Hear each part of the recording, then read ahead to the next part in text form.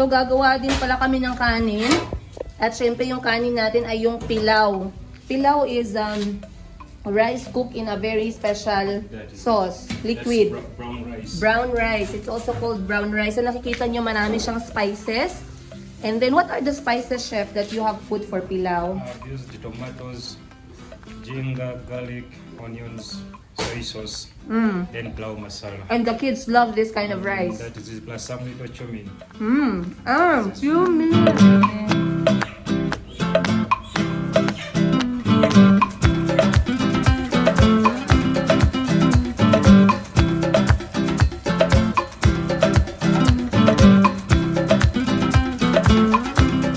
Ito guys, ginagawa natin, nagluluto tayo ng kanin or pilaw rice para sa 100 na mga bata. Sobrang mausok.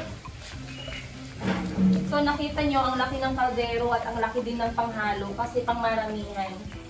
Tsaka ito yung way ng pagluluto dito sa Uganda, local way. Lalo na sa malalaking grupo. Guys, nakikita nyo dito ngayon sa gilid ko, ito yung process or yung way ng pagluto ng mashed matoke. Lagi ko yung sinasabihan kapag kumakain ako, gustong-gusto ko itong matoke. Lalo na yung ganito na pagkaluto. Ito yung very traditional way. So, ayan, at binuboil nila yung saging na nabalatan. Ganitong saging binalatan siya, pinasok sa loob. Binalot siya ng dahon ng saging hanggang sa maluto. At kapag lumambot, doon na nila yan imamash. So, sobrang galing ng local process. Siyempre, ang gagamitin nila dito ay yung traditional na pamamaraan, katulad ng apoy, ng kahoy, ganon. Hindi siya gasto. Marami sa atin yung naniniwala na mas masarap yung traditional na pagluluto gamit yung apoy or uling, katulad nito. Oh, ang laking kaldero, 'di ba? Sobrang daming mapapakain nito, guys. Ayan. So ready na siya, guys. Kailangan lang natin siyang patuyuin ng konti. So ito yung kanilang tinatawag na pilaw rice. Once it's ready, tingnan mo naman, guys, look. Walang tigil yung pagluha ng mata ko dahil sobrang mausok. Para akong umiiyak habang nagluto. Hindi ba masama yun?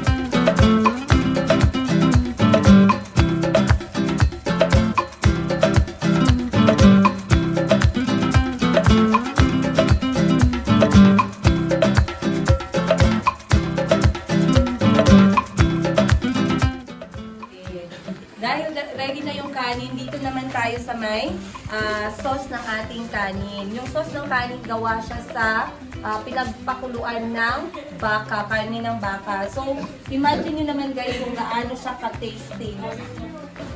So, kailangan lang siyang halu-haluin hanggang maging ready. Bali, ito yung magiging sabaw ng kanin at ng karne. Nagsimula nga pala yung preparasyon ng mga alas 7 ng umaga dito sa Uganda. Ngayon mag-alas 9:30, ayun. So mga 2 oras na yung pagluluto.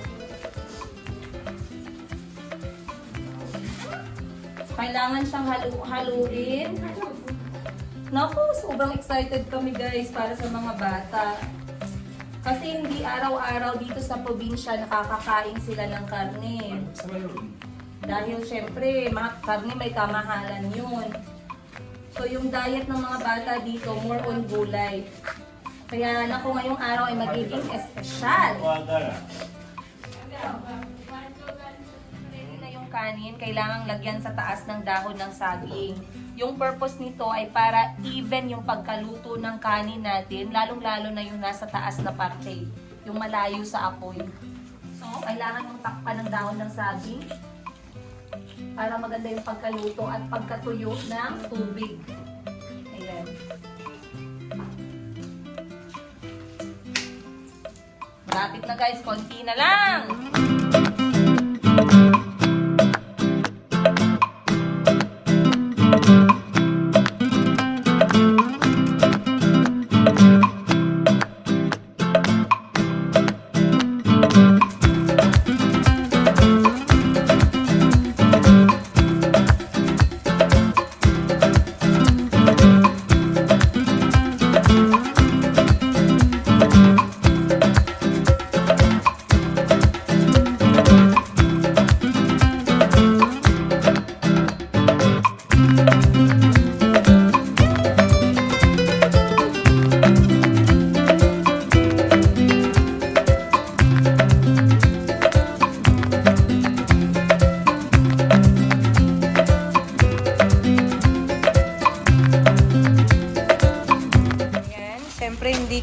hindi kompleto ang party kung wala tayong papremyo.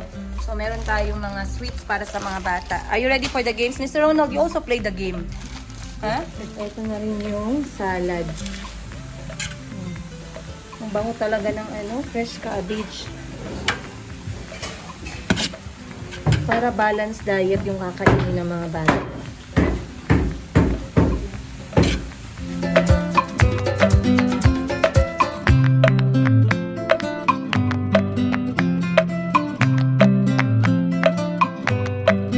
Natin yung pagkain na niluto ni Chef. So, eto yung isa sa karne. Kasi dito sa probinsya ng Uganda, mahilig sila talaga sa karne. At syempre, yung baka, yung pinaka-common. So,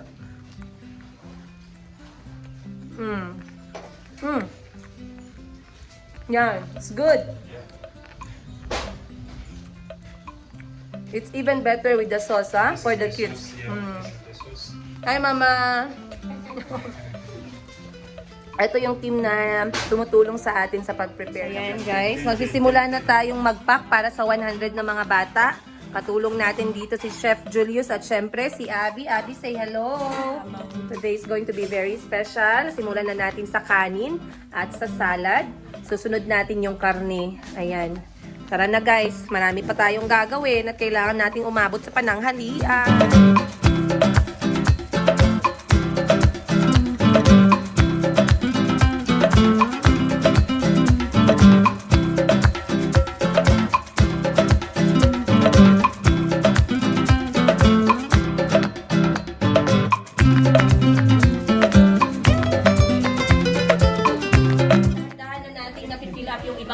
Ng pagkain. So, nilalagyan natin dito ng gulay, karne, tsaka kanin.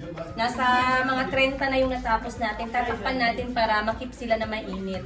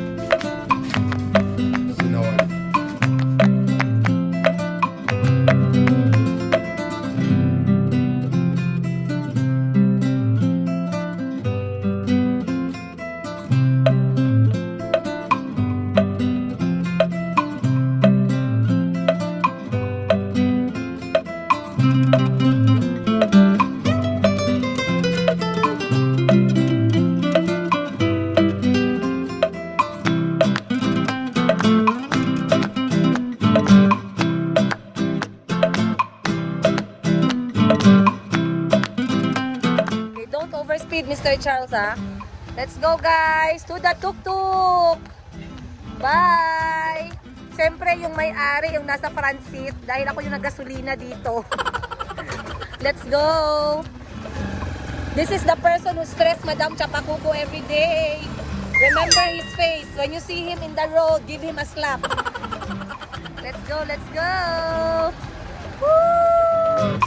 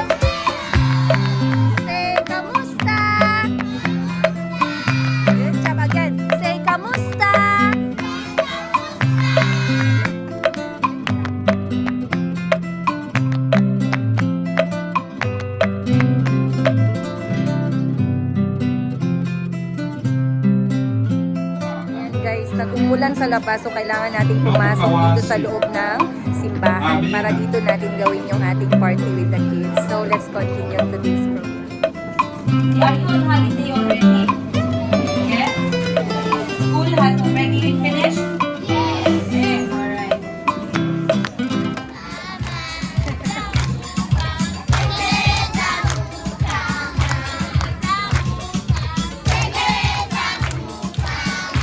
Aha?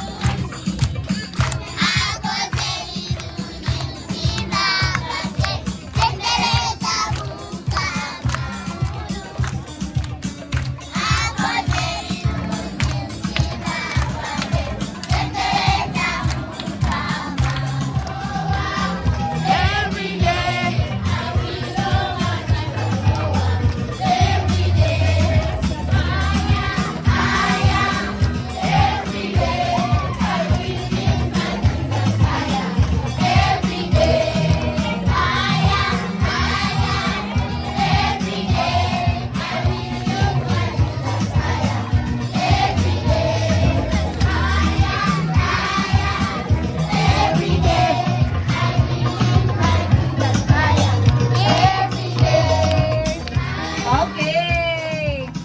Yay! Can we clap our hands? Yay! Christmas in Uganda. Who can give me a very nice answer? Christmas. How do you celebrate Christmas in Uganda? We have one hand there.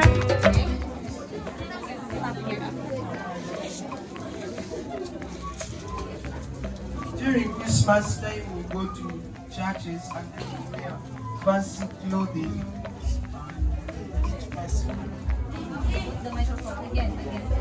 During Christmas, we go to church, we pray, and then we wear fancy clothing, and then we eat fancy food. Hey, good job. Clap your hands. Okay, why do we celebrate Christmas in Uganda? Okay, one more, last one. What's your name?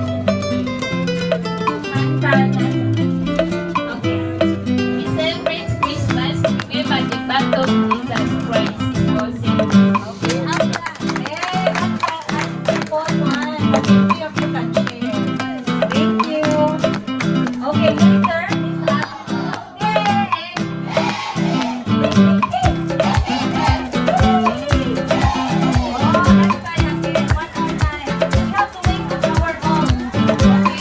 Let them stand.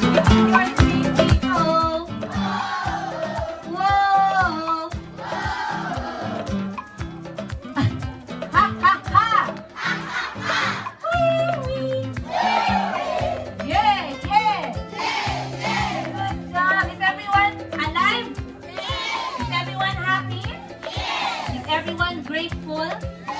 If you're grateful, can you clap your hands? Yay! Is everyone hungry? I can't hear you. I think only these ones are hungry. Are you hungry? Are you hungry? Let's try again. Are you hungry? Are you ready to eat with us? Good job. Okay, we sit down and we will move around and give your food, okay?